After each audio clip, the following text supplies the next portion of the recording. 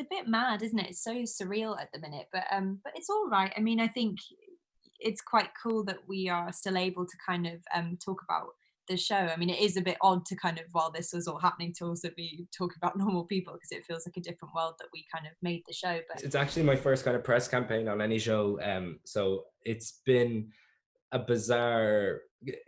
I definitely wasn't expecting to be doing my press via Zoom. Everything this year's definitely felt like jumping in at the deep end and kind of learning how to swim very quickly. the show follows two people throughout their years of 17 to 22 and their intertwining relationship, both with each other and themselves as they grow up.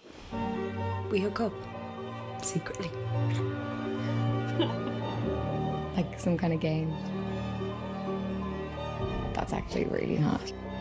For Connell, it's his insecurities and his he struggles with his identity in the world, as I think a lot of people do, and sometimes that can get in the way of articulating how you feel about a relationship because you're concerned with how you view yourself. For Marianne, we start the series where she has this kind of very flawed idea of herself. I think she feels she is unworthy of love, and I think it's through her relationship with Connell and also through growing up that she kind of comes to terms with the fact that she deserves kindness and she deserves goodness from people, and she is an ultimately good person. I would say the mood is it's very raw and very realistic, and the whole show is kind of based on realism. I mean, if I can think of shows that are kind of similar, or films, I'd say like things like Blue Valentine, for example, in that it shows a very kind of honest depiction of a relationship in all its kind of different forms. It feels like it's an independent feature in terms of how it's shot. Also, a kind of similar kind of subject matter that you see in a lot of kind of relationship based dramas.